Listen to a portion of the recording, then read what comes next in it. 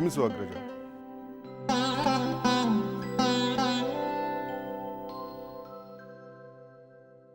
ನಿನ್ನ ಸರಸದ ಸಮಯದಲ್ಲಿ ಪ್ರವೇಶಿಸಿ ನಿನಗೆ ತೊಂದರೆ ಕೊಡುತ್ತಿದ್ದೆ.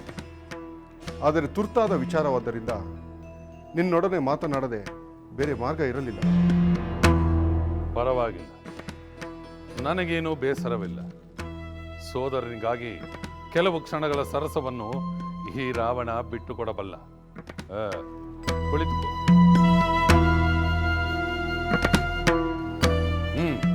ಏನದು ತುರ್ತು ವಿಚಾರ? ನೀನೇಕೆ ಇಷ್ಟು ಆತಂಕದಿಂದಿರುವೆ? ಅಗ್ರಜ, ನೀನು ಸಮರ ಮಾಡಿ ಬರುತ್ತೇನೆ ಎಂದು ಲಂಕೆಯಿಂದ ಹೊರ ಹೋಗಿದ್ದಾಗ ನಮ್ಮ ಸೋದರಿ ಶೂರ್ಪನಖಿ ಬಂದಿದ್ದಳು. ಏಕೆ? ಅವಳ ಲೋಕ ಸಂಚಾರ ಮುಗಿಯಿತೆ? ಲೋಕ ಸಂಚಾರ ಮುಗಿಯುವ ಮುನ್ನವೇ ಅವಳು ಪ್ರಿಯಕರನ್ನು ಹುಡುಕಿಕೊಂಡಿದ್ದಾಳೆ. ಅದಕ್ಕೇಕೆ ಇಷ್ಟು ಆತಂಕ? ಅವಳಿಗೆ ಇಷ್ಟವಾಗಿರುವ ಪುರುಷನನ್ನು ಅವಳು ಆರಿಸಿಕೊಂಡಿದ್ದಾಳೆ. ಅದರಲ್ಲಿ ಆತಂಕ ಪಡುವುದೇನಿದೆ? ಅವರ ವಿವಾಹದಲ್ಲಿ ಏನಾದರೂ ಅಡ್ಡಿ ಇದ್ದರೆ ನನಗೆ ತಿಳಿಸು, ಕ್ಷಣ ಮಾತ್ರದಲ್ಲಿ ನಿವಾರಿಸುತ್ತೇನೆ. ಅಡ್ಡಿ ಇರುವುದು ವಿವಾಹಕ್ಕೆ ಅಷ್ಟೇ ಅಲ್ಲ, ಅವಳು ಆಯ್ಕೆ ಮಾಡಿಕೊಂಡಿರುವ ಪುರುಷನನ್ನು ವಿವಾಹವಾದರೆ ಮುಂದೆ ಅನೇಕ ಅಡ್ಡಿ ಆತಂಕಗಳು ಬರಬಹುದು ಎಂದು ನನ್ನ ಆತಂಕ. ಏನು ಕಾರಣವಿದೆ ಆ ಪುರುಷನಲ್ಲಿ? ಯಕ್ಷರಿಗೂ ದೇವತೆಗಳಿಗೂ ನಿನಗೂ ಇರುವ ಸಂಬಂಧ ಏನೆಂಬುದು ನಾನು ಹೇಳಬೇಕೆ? ಹಾಗಾಗಿ ಪರಸ್ಪರ ನಿನಗೂ ಅವರಿಗೂ ಸಮರ ನಡೆಯುತ್ತಿರುವುದು ಎಲ್ಲರಿಗೂ ತಿಳಿದಿರುವ ವಿಚಾರವಲ್ಲವೇ? ಅದಕ್ಕೂ ಈ ಶೂರ್ಪನಖಿಯ ವಿವಾಹಕ್ಕೂ ಏನು ಸಂಬಂಧ? ಶೂರ್ಪನಖಿ ವರಿಸಲು ಇಷ್ಟಪಟ್ಟಿರುವುದು ಒಬ್ಬ ಯಕ್ಷನನ್ನು, ಸಹೋದರಿ ವರಿಸುವುದು ಒಬ್ಬ ಯಕ್ಷನನ್ನು. ಸಹೋದರನಾದವನು ಆ ಕುಲದವರೊಡನೆ ಹೋರಾಡುವುದು ಎಷ್ಟರ ಮಟ್ಟಿಗೆ ಸರಿ? ಆದ್ದರಿಂದ ಶೂರ್ಪನಖಿಯು ಯಕ್ಷನನ್ನು ವಿವಾಹವಾಗುವುದು ತಡೆಯಬೇಕು. ಅವಳು ನನ್ನ ಮಾತನ್ನು ಕೇಳುತ್ತಿಲ್ಲ. ನಿನ್ನ ಮಾತನ್ನು ಕೇಳಬಹುದು ಎಂಬ ನನ್ನ ನಂಬಿಕೆ. ನಾನಿನ್ನು ಬರುತ್ತೇನೆ.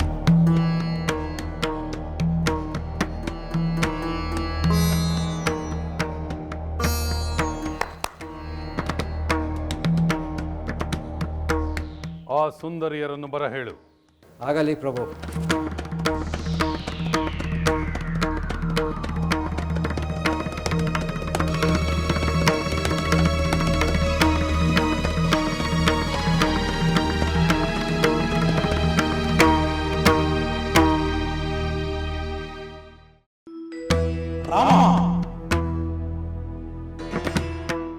ನೀನು ಮುರಿದ ಶಿವನ ಮಹಾಧನಸ್ಸು ಈಗ ನನ್ನ ಕೈಯಲ್ಲಿರುವ ಈ ಧನಸ್ಸು ಎರಡು ದೇವಲೋಕದಲ್ಲಿ ಪ್ರಾಪ್ತವಾದವುಗಳು, ಮೂರು ಲೋಕದಲ್ಲಿಯೂ ಜನರಿಂದ ಪೂಜಿಸಲ್ಪಡತಕ್ಕವುಗಳು. ತ್ರಿಪುರಾಸುರನನ್ನು ಸಂಹಾರ ಮಾಡಿದ ಶಿವನ ಮಹಾಧನಸ್ಸನ್ನೇ ನೀನು ಭಂಗ ಮಾಡಿರುವೆ. ಇನ್ನು ದುರ್ದರ್ಶವಾದ ಈ ಎರಡನೆಯ ಧನಸ್ಸು ದೇವತೆಗಳಿಂದ ಶ್ರೀ ವಿಷ್ಣುವಿಗೆ ಕೊಡಲ್ಪಟ್ಟಿತು.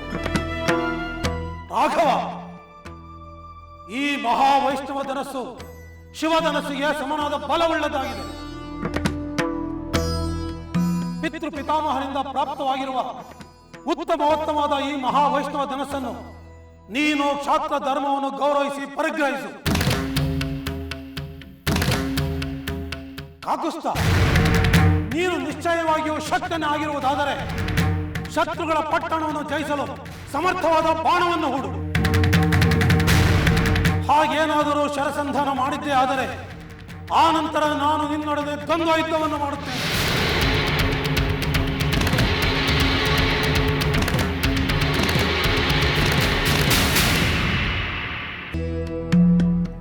ಬೆಳದಿಂಗಳನ್ನು ತಡೆವ ಮೋಡದಂತೆ, ಕೋಗಿಲೆಯ ಇಂಚರದ ನಡುವೆ ಸುಳಿಯುವ ಕಾಕಸ್ವರದಂತೆ ಯಾವುದೋ ವ್ಯಾಕುಲ ಬೇಡವೆಂದರೂ ನನ್ನ ಮನಸ್ಸನ್ನೇಕೆ ಕಾಡುತ್ತಿದೆ.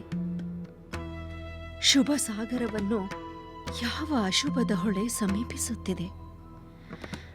ದೇವರ ಕೃಪೆಯೇ ಆ ಅಶುಭದ ನದಿ ಶುಭ ಸಾಗರವನ್ನು ಸೇರದಂತೆ ತಡೆಯಬೇಕು.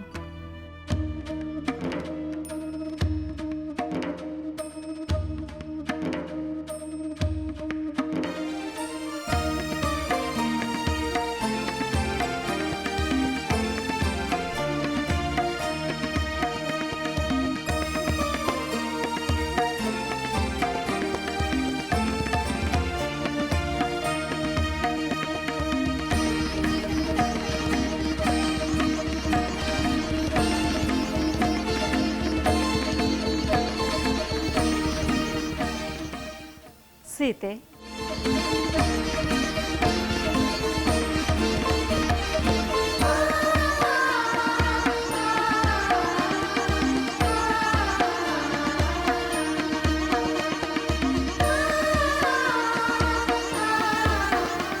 ಮಂಗಳವಾಗಲಿ.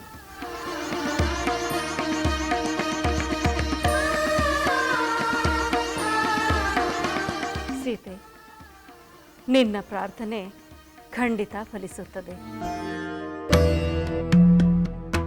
ಪ್ರಾರ್ಥನೆಗಿಂತ ಮಿಗಿಲಾದ ಶಕ್ತಿ ಇಲ್ಲ. ನನ್ನ ಆತಂಕವನ್ನೆಲ್ಲ ಆ ಪ್ರಾರ್ಥನೆಯ ಶಕ್ತಿಯೇ ಪರಿಹರಿಸಬೇಕು.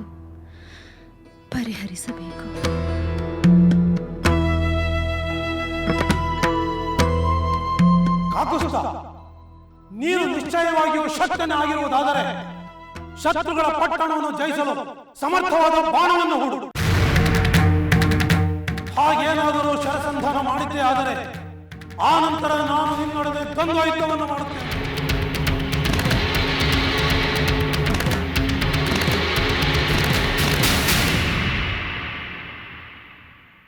ಭಾರ್ಗವ, ತಂದೆಯ ವಧೆಯಿಂದ ಉಂಟಾದ ನಿನ್ನ ಕೋಪ ಶಮನಕ್ಕಾಗಿ 21 ಬಾರಿ ಕ್ಷಾತ್ರಕುಲವನ್ನು ನಾಶ ಮಾಡಿದ ನಿನ್ನ ಕಥೆಯನ್ನು ನಾನು ಕೇಳಿರುವೆ. ಕೋಪ ಶಮನಕ್ಕೆ ಶೂರರು ಮಾಡಬೇಕಾದ ಕಾರ್ಯವನ್ನು ನೀನು ಮಾಡಿರುವೆ. ಆದರೆ ಅಶಕ್ತರನ್ನು, ಬಲಹೀನರನ್ನು ಮಾತನಾಡಿಸುವಂತೆ ಕ್ಷಾತ್ರ ಧರ್ಮದಲ್ಲಿ ನಿಯುಕ್ತನಾಗಿರುವ ನನ್ನನ್ನು ಕ್ಷಾತ್ರ ಧರ್ಮಂ ಪುರಸ್ಕೃತ್ಯ ಮುಂತಾಗಿ ಮಾತನಾಡಿ ನನಗೆ ಅಪಮಾನವನ್ನು ಮಾಡಿದೆ. ಈ ನಿಂದನೆ ನಾನು ಸಹಿಸಲಾರೆ. ನನ್ನ ಕ್ಷಾತ್ರ ತೇಜಸ್ಸನ್ನು, ನನ್ನ ಪರಾಕ್ರಮವನ್ನು ಈಗಲೇ ಕಾಣುವೆ. ಭಲೆ ಭಲೆ, ಕ್ಷತ್ರಿಯನಾಗಿ ನಿನ್ನ ಪರಾಕ್ರಮಕ್ಕೆ ತಕ್ಕ ಮಾತನ್ನೇ ಆಡಿರುವೆ. ಆದರೀಗ ನಿನ್ನ ಶೌರ್ಯವನ್ನು ಮಾತಿನಲ್ಲಿ ತೋರಬೇಡ, ಕಾರ್ಯದಲ್ಲಿ ತೋರು. ತೆಗೆದುಕೋ.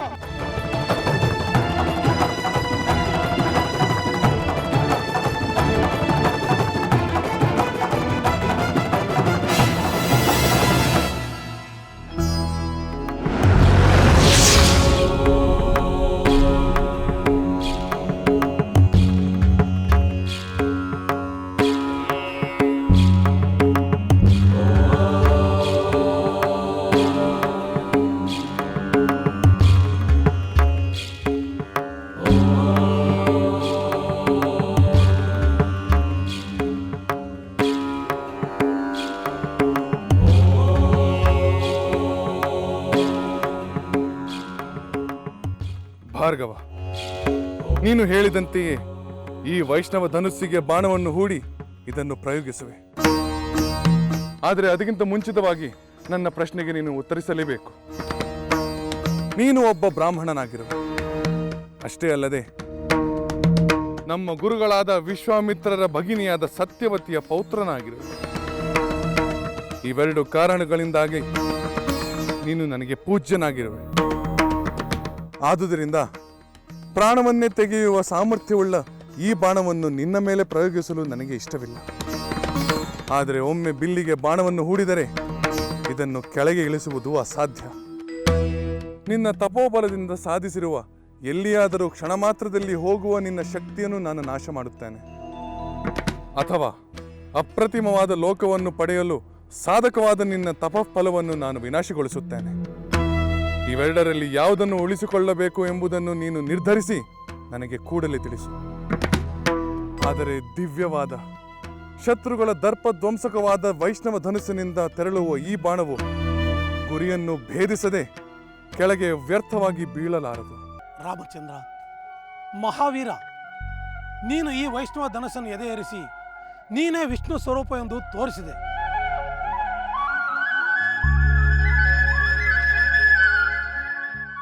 ನಾನು ಭೂಮಿಯನ್ನು ದಾನ ಮಾಡಿದ ಮೇಲೆ ಭೂಮಿಯಲ್ಲಿ ರಾತ್ರಿಯ ಕಾಲದಲ್ಲಿ ವಾಸ ಮಾಡುವುದಿಲ್ಲವೆಂದು ಪ್ರತಿಜ್ಞೆ ಮಾಡಿದ್ದೇನೆ. ಅದಕ್ಕಾಗಿ ಭೂಮಿಯಿಂದ ಆಚೆ ಇರುವ ಮಹೇಂದ್ರ ಪರ್ವತಕ್ಕೆ ಹೋಗಬೇಕು. ಅದಕ್ಕೆ ಬೇಕಾದ ಮನೋವೇಗದಲ್ಲಿ ಧಾವಿಸುವ ಶಕ್ತಿಯನ್ನು ನೀನು ನಾಶ ಮಾಡಬೇಡ. ನನ್ನ ತಪೋಬಲದ ಮೇಲೆ ನಿನ್ನ ಬಾಣವನ್ನು ಪ್ರಯೋಗಿಸು.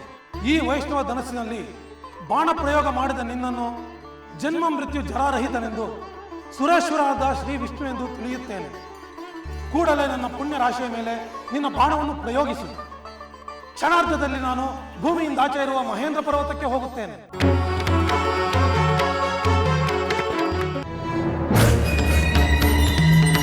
ಸಹೋದರರಿಗೆ ನಮೋ ನಮಃ. ಬಾ ಸೋದರಿ ಶೂರ್ಪನಖಿ, ಕುಳಿತುಕೋ. ನೀನು ಲೋಕ ಸಂಚಾರಕ್ಕೆ ಹೋದ ನಂತರ ಮಧ್ಯೆ ಒಮ್ಮೆ ಬಂದು ಹೋದೆಯಂತೆ? ಹೌದು ಅಗ್ರಜ, ನಾನು ವಿವಾಹವಾಗಲು ನನಗೆ ಇಷ್ಟವಾದಂತಹ ವರನನ್ನು ನಾನೇ ಹುಡುಕಿಕೊಂಡಿದ್ದೇನೆ ಎಂದು ತಿಳಿಸಲು ಬಂದಿದ್ದೆ. ಅವನೊಬ್ಬ ಯಕ್ಷ. ಅವನನ್ನು ವಿವಾಹವಾಗುವುದು ಸೂಕ್ತವಲ್ಲ ಎಂದು ನಾನು ಹೇಳಿದೆ. ಹೌದು ಅಗ್ರಜ, ಸೂಕ್ತವಲ್ಲವೆಂದು ವಿಭೀಷಣ ಹೇಳಿದ್ದ. ನೀನು ಇರಲಿಲ್ಲ. ಕುಂಭಕರ್ಣನನ್ನು ನಿದ್ದೆಯಿಂದ ಎಚ್ಚರಿಸಲು ಸಾಧ್ಯವಿಲ್ಲ. ಆದ್ದರಿಂದ ನಿಮಗ್ಯಾರಿಗೂ ಕಾಯದೆ ನನಗೆ ಇಷ್ಟವಾದ ವರನನ್ನು ನಾನೇ ಗಂಧರ್ವ ರೀತಿಯಲ್ಲಿ ವಿವಾಹವಾಗಿ ಬಿಟ್ಟೆ. ಭಲೆ ಸೋದರಿ ಭಲೆ. ಈ ರಾವಣನ ಸೋದರಿಯಾಗಿ ನೀನು ಸರಿಯಾದ ನಿರ್ಧಾರವನ್ನೇ ಮಾಡಿರುವೆ. ನೀನು ಸ್ವತಂತ್ರವಾಗಿ ನಿರ್ಧಾರವನ್ನು ತೆಗೆದುಕೊಂಡು ನಿನಗಿಷ್ಟವಾದ ವರನನ್ನು ವರಿಸಿದ್ದಕ್ಕಾಗಿ ನಾನು ನಿನ್ನನ್ನು ಅಭಿನಂದಿಸುತ್ತೇನೆ. ನಿನಗೆ ಬಹು ಅಮೂಲ್ಯವಾದ ಉಡುಗೊರೆಗಳನ್ನು ಕೊಡುತ್ತೇನೆ. ಅಗ್ರಜ, ಶೂರ್ಪನಖಿ ಯಕ್ಷನನ್ನು ನಮಗೆ ಯಾರಿಗೂ ತಿಳಿಸದೆ ವಿವಾಹವಾಗಿ ಬಂದಿದ್ದಾಳೆ. ಯಕ್ಷನನ್ನು ವಿವಾಹವಾಗಿರುವುದರಿಂದ ಆಗಬಹುದಾದ ಅಪಾಯಗಳಿಗೆ ನನ್ನ ಎಚ್ಚರಿಕೆಯನ್ನು ನೀನು ಲಕ್ಷಿಸುತ್ತಲೇ ಇಲ್ಲ. ವಿಭೀಷಣ, ನಿನಗೆ ನಮ್ಮ ಮೇಲೆ ಆತ್ಮವಿಶ್ವಾಸವೇ ಇಲ್ಲ. ನೀನು ನಮ್ಮನ್ನು ದುರ್ಬಲರಂತೆ ಭಾವಿಸುತ್ತೀಯ. ಶೂರ್ಪನಖಿಗೆ ನಾವು ಮಾಡಬೇಕಾದ ವಿವಾಹವನ್ನು ಅವಳೇ ಮಾಡಿಕೊಂಡು ಬಂದಳಲ್ಲ ಎಂದು ಸಂತಸ ಪಡು. ಇನ್ನು ಆ ಯಕ್ಷ ಕುಲದವರ ಬಗ್ಗೆ ನಡೆಯುವ ಸಮರದ ವಿಚಾರವೇ ಬೇರೆ, ನನ್ನ ಸೋದರಿಯ ಪ್ರೇಮ ವಿವಾಹದ ವಿಚಾರವೇ ಬೇರೆ. ಸರಿಯಾಗಿ ಹೇಳಿದೆ ಅಗ್ರಜ. ನನ್ನ ಪತಿಯಾದ ಯಕ್ಷನಿಗೆ ನನ್ನ ಮೇಲೆ ಪ್ರೇಮವಿದೆ. ನೀನು ನನ್ನ ಸಹೋದರನೆಂದು ನಿನ್ನ ಮೇಲೂ ಅಪಾರವಾದ ಗೌರವವಿದೆ. ಸಾಕು ಸೋದರಿ, ಇಷ್ಟು ಸಾಕು. ನೀನು ಅವನನ್ನೇಕೆ ಕರೆತರಲಿಲ್ಲ? ಅವನಿಗೂ ಅಪಾರವಾದ ಉಡುಗೊರೆಗಳನ್ನು ಕೊಡುತ್ತಿದ್ದೆ. ನಮ್ಮ ವಿವಾಹವನ್ನು ನೀನು ಒಪ್ಪುತ್ತೀಯೋ ಇಲ್ಲವೋ, ನನ್ನ ಪತಿಗೆ ಅವಮಾನವಾದರೆ ಎಂದು ಶಂಕಿಸಿ ನಾನೊಬ್ಬಳೇ ಬಂದೆ. ಶಂಕಿಸಬೇಡ ಶೂರ್ಪನಖಿ. ನಿನಗೆ ಪ್ರಿಯನಾದವನು ನನಗೂ ಪ್ರಿಯನೇ. ನೀನು ಯಾವಾಗ ಕರೆದುಕೊಂಡು ಬಂದರೂ ಏ ರಾವಣನ ಸ್ವಾಗತ ನಿನ್ನ ಪತಿಗೆ ಇದ್ದೇ ಇರುತ್ತದೆ. ಆಗಲಿ ಅಗ್ರಜ, ಮತ್ತೊಮ್ಮೆ ಬಂದಾಗ ಖಂಡಿತ ಅವರನ್ನು ಕರೆದುಕೊಂಡು ಬರುವೆ. ಯಾರು ಒಪ್ಪಲಿ ಬಿಡಲಿ, ಸದ್ಯ ನೀನು ನಮ್ಮ ವಿವಾಹವನ್ನು ಒಪ್ಪಿದೆಯಲ್ಲ, ನನಗೆ ಅದೇ ಆನಂದ, ಪರಮಾನಂದ.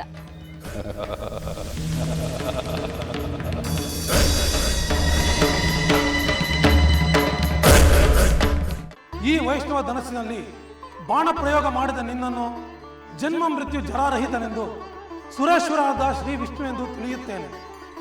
ಕೂಡಲೇ ನನ್ನ ಪುಣ್ಯ ರಾಶಿಯ ಮೇಲೆ ನಿನ್ನ ಬಾಣವನ್ನು ಪ್ರಯೋಗಿಸು. ಕ್ಷಣಾರ್ಧದಲ್ಲಿ ನಾನು ಭೂಮಿಯಿಂದ ಆಚೆ ಇರುವ ಮಹೇಂದ್ರ ಪರ್ವತಕ್ಕೆ ಹೋಗುತ್ತೇನೆ.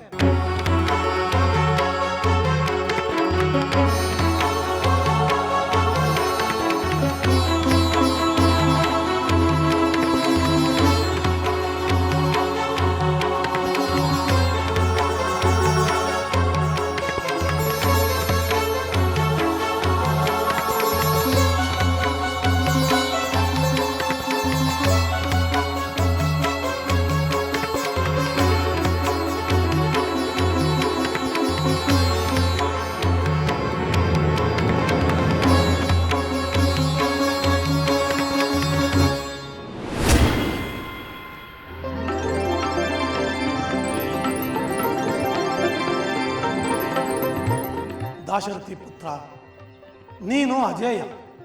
ನಿನಗೆ ಮಂಗಳವಾಗಲಿ.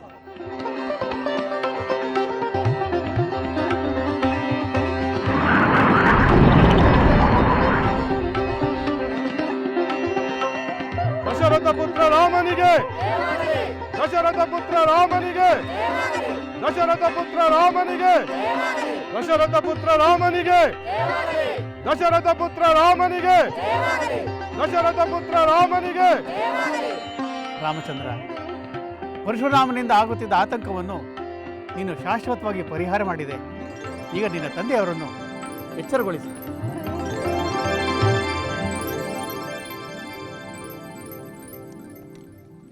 ತಂದೆಯವರೇ, ತಂದೆಯವರೇ,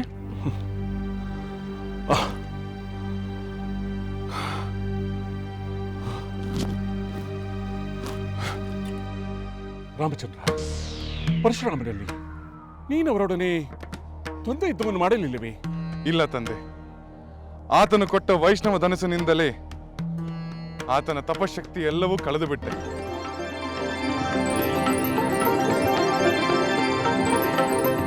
ನನಗೆ ಮಂಗಳವಾಗಲಿ ಎಂದು ಹೇಳಿ ಅವರು ಮಹೇಂದ್ರ ಪರ್ವತಕ್ಕೆ ತೆರಳಿದರು.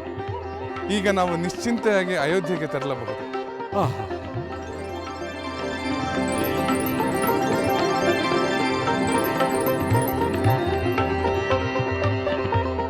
ರಾಮಚಂದ್ರ, ನೀನು ಮಹಾಮಹಿಮ. ನಿನ್ನನ್ನು ಪುತ್ರನನ್ನಾಗಿ ಪಡೆದ ನಾನೇ ಧನ್ಯ.